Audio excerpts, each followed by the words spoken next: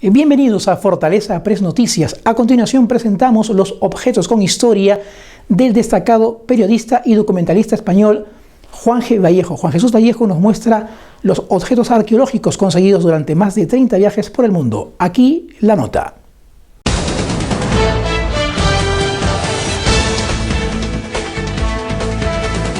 Estamos ahora en nuestro segmento Los objetos históricos de Juan G. Vallejo. Tenemos una piedra que nos va a explicar. Juan, cuéntanos, ¿esto qué cosa es? ¿Una piedra de dónde? Esto es de tu país, esto es de Perú. Esto es una piedra de Ica que me regalaron allí en el Museo del Dr. Cabrera, en la localidad de Ica. Y bueno, lo curioso de estas piedras es que de ser... ¿No es José Cabrera? No, es José Cabrera, es un psiquiatra que además muy buen amigo mío. Entonces, bueno, es una piedra de Ica de las que todavía hay una gran polémica porque no sabemos hasta qué punto realmente son reales o no. Son reales en el sentido de que tienen una antigüedad de miles de años, pero si tuvieran miles de años realmente nos estarían hablando de otra humanidad, de otro mundo, ¿no? Por ejemplo, fíjate, aquí este ser fantástico que aparece como un dragón, ¿no? Es como si alguien hubiera dibujado incluso el tiempo de los dinosaurios en piedra. Entonces, si algún día se demuestra que estas piezas arqueológicas son reales, estaríamos posiblemente ante las primeras piezas de la humanidad, de grabados en la humanidad. De ahí es su tremenda importancia, vamos. Muéstranos otros objetos, por ejemplo, este. Bueno, pues esto, tus compatriotas en los Andes, para pelear, esto es una réplica, utilizabais esto. O sea, los incas eran unos grandes guerreros y por eso pudieron hacer el mayor imperio que hubo en América, hasta la llegada de los españoles. El tema es que esto, que es andesita, que es una piedra que es muy dura, sí, es una piedra que es muy dura, contra las armaduras y los caballos que llevaron los españoles, pues se mostraba completamente ineficaz.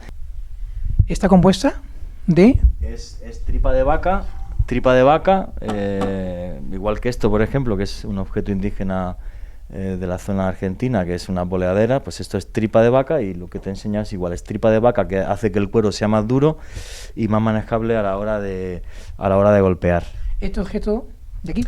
Esto es muy sencillo, pues normalmente como los guerreros incas iban con mazas y lanzas grandes, pues esto se lo llevaban aquí en la cintura, de forma de que si perdían su arma principal, que era la lanza con la porra, pues podían coger esto y pelear con esto. Entonces era muy eficaz y este tipo de objetos es lo que hace que un país como el tuyo, Perú, sea de los países del mundo que mayor número de trepanaciones craneanas existen, en cráneos antiguos que, bueno, pues... Con éxito.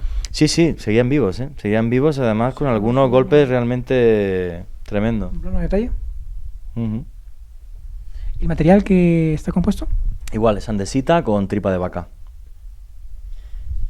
Vemos aquí una especie de puñales, cuchillos. Bueno, aquí esto, por ejemplo, es una réplica, esto es obsidiana, igual que en Perú utilizabais la andesita para golpear, pues en México los aztecas, los mexicas, utilizaban la obsidiana, que es esta piedra cortante. Esto es una réplica de un cuchillo ritual, de un sacerdote, es una réplica exacta, todo es un bloque de andesita con este decorado.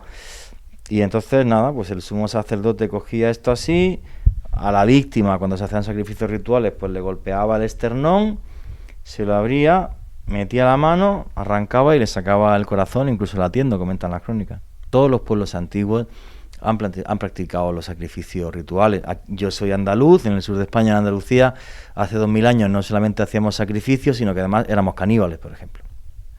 Interesante. Cuéntanos sobre los puñales, los cuchillos. Bueno, pues esto, por ejemplo, es una espada Shan de Birmania.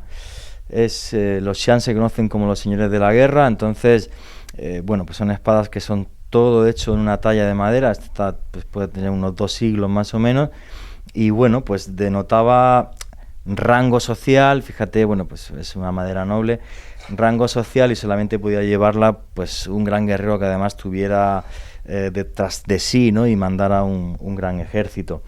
Luego tienes otros objetos curiosos, como por ejemplo es esto. Esto es artesanía huichol. Cuando una persona ingiere peyote, la mezcalina hace que tú veas los colores así.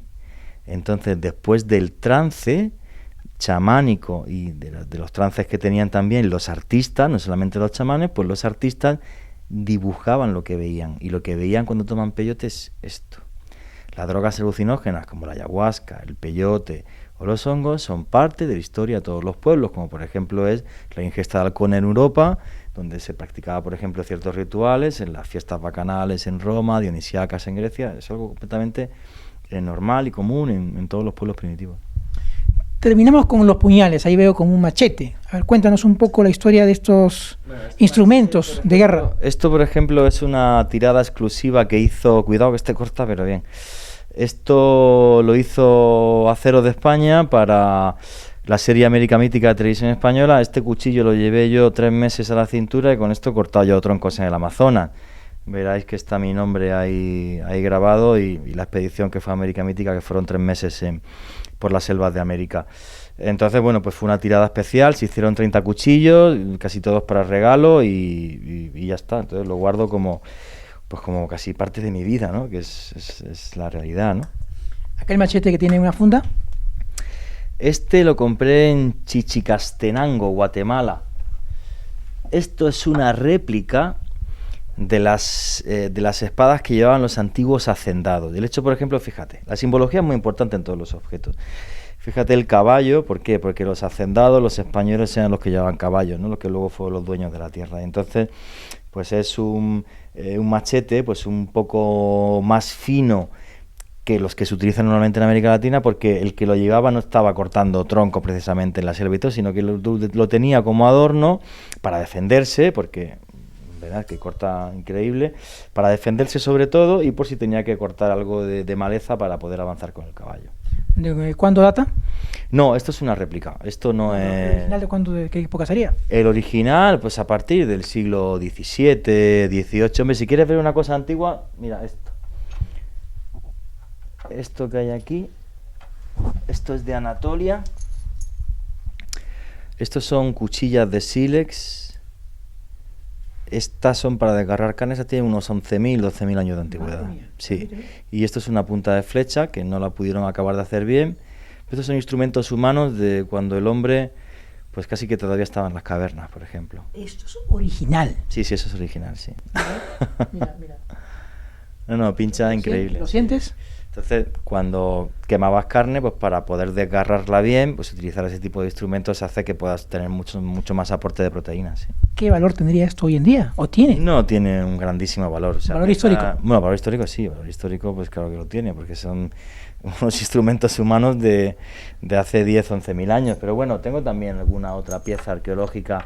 Esto que ves aquí, pues esto por ejemplo es una pieza de museo. Esto es un hacha, en concreto esto es un hacha taína, de la cultura taína cubana, que esta puede tener fácil los 1.000 años de antigüedad, 1.000 o un poquito más quizás tenga. Es un hacha de jade imperial que posiblemente perteneció o bien a un gran sacerdote, incluso a algún rey.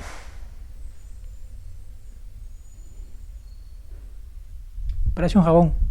Parece jabón, pero no es jabón. La piedra jabón, que es muy similar, que es esta. ¿Cómo diferenciarías piedra jabón de jade original? No tengo ni idea. Mira qué sencillo. Con la uña se raya. Mira, ¿ves? ¿Es jabón?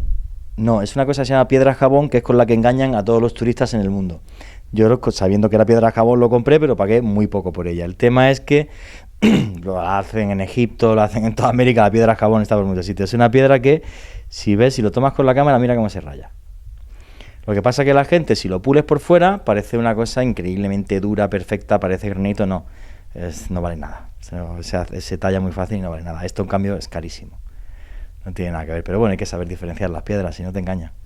Increíble. Los misterios de la colección de Juan Vallejo. Objetos históricos. Antes de terminar, veis como una especie de pipa.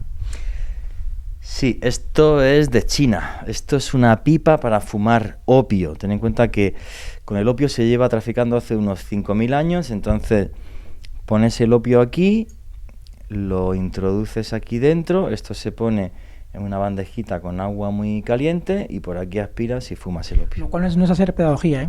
¿Qué? Lo cual no es hacer pedagogía. No es hacer pedagogía, pero... Información. Sí es hacer información, porque esto es parte de la historia de un pueblo, que es el chino. ¿De cuándo es este objeto? Esta será del 18, 19. Tiene ya su época. Tiene ya su época, sí. Efectivamente. Juan Vallejo, te agradezco este tiempo que nos has brindado en los objetos perdidos con historia, los tuyos, y para que nuestros amigos de Fortaleza Press hayan disfrutado un poco de la historia de tu colección. Muchísimas gracias a ti, como siempre, Martín. Con ustedes, hasta la próxima. Muy amable.